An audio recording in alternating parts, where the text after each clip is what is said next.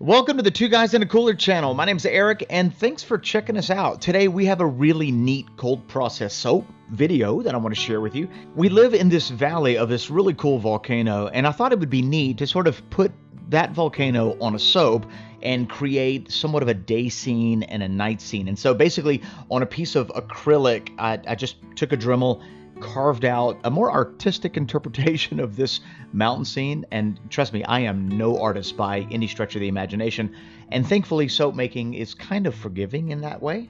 Now that the volcano mountain scene has been carved out of the plexiglass, we're going to go ahead and make the sun. And with the sun, all I did was I took some yellow and some orange and basically accented the yellow with the orange so that I can get some contrasting colors in the sun.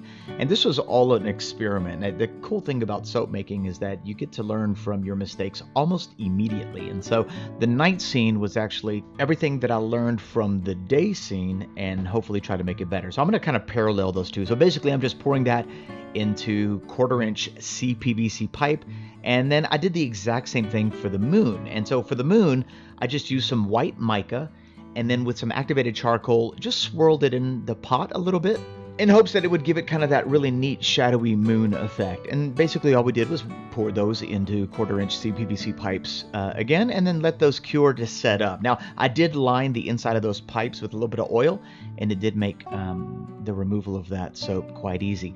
This is a double butter soap. I wanted to use a lot of hard oil, so I've got shea, cocoa, I've got palm, I've got coconut oil. So I'm hoping this is not only going to be a pretty soap, but it's also going to be a really nice bar of soap. And so here we're going to go ahead and make the mountain scene.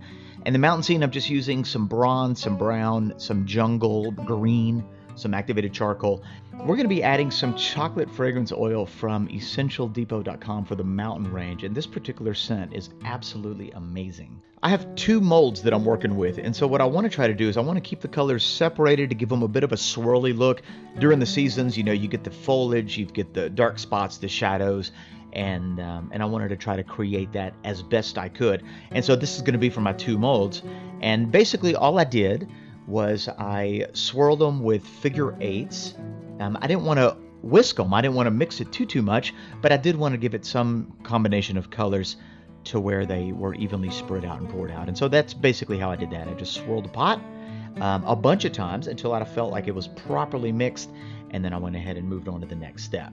And the next step was very simple. We're just going to go ahead and pour it, and very slowly and very gently with the spatula, I'm just going to use the spatula to guide it so that the colors don't mix as the batter is being poured into the mold. And so now I just need to wait till it sets up a tiny little bit. It was still a little runny for me to drag that volcano stencil across the very top of it. And so if you want to check out where I got my molds, check out the description box below. I found this really great Etsy store, and basically they build these really cool custom molds for soap makers. And so if you have these really unique specifications, or if you want some high-end molds, then definitely check them out. I've got a video coming up of specifically dealing with the molds, and that way you could see how they were able to customize some special orders, special requests based on unique needs that I had. And so here we go.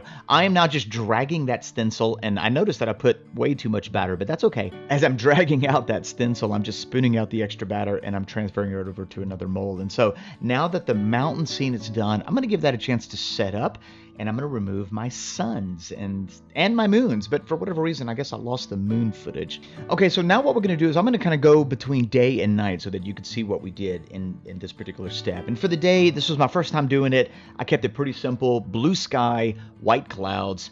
But as I learned from the day scene, I wanted to do the night a little differently. And so I left the activated charcoal at a thin trace, and I had the blue and the purple elements to the sky at more of a medium trace. And what I wanted to do was create a bit of a textured look in the sky itself. And so my three different colors are slightly at different traces, and I use that spatula to keep them a little more suspended so that they wouldn't sink all to the bottom. I didn't want the colors to mix so much. I wanted to have somewhat of like a starry night effect, a bit of a Van Gogh thing going on. Now we're back to the day, and I'm just going to go ahead and pour that blue batter right into it. My sky is scented with passion fruit and guava from soapgoods.com, and I wanted it to be at a heavy trace because I'm going to put my sun right into that. So the white lines are going to represent the clouds. Here we go. The sun is just going to be inset right into that sky, and because it is at a heavy trace, it's not going to sink to the very bottom. And now I'm just going to go ahead and backfill the entire thing with this particular batter. And truth be told, it did get a little thicker than I wanted. But we live and learn for the next time. And so here we go. Now, I just went ahead and textured the top, set that to the side, and now we're back onto the night. And so the night, I put it more of at a medium trace. And as you can see, even at a medium trace, it held up the moon just as good. I went ahead and backfilled it. No clouds on this one. I didn't like the way the clouds came out. And then I filled it up all the way to the top. And so I actually added more batter based off of the volume that was remaining in this mold to give me a taller bar of soap. After half an hour or so, it set up so that I could texture the top, and just a very quick texture. We're just going to go ahead and give it some character right on the very top. Let me show you what the day and night scene looks like once we cut into it.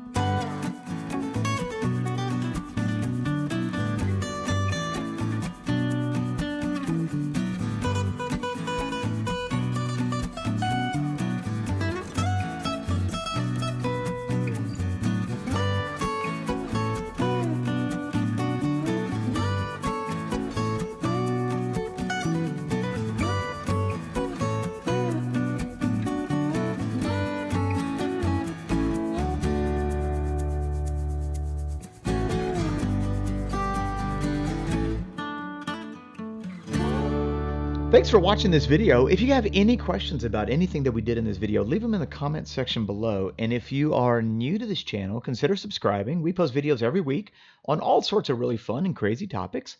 If you like this video, give it a thumbs up. And if you really like this video, share it with all your friends. Thanks a lot. We'll see you in the next video.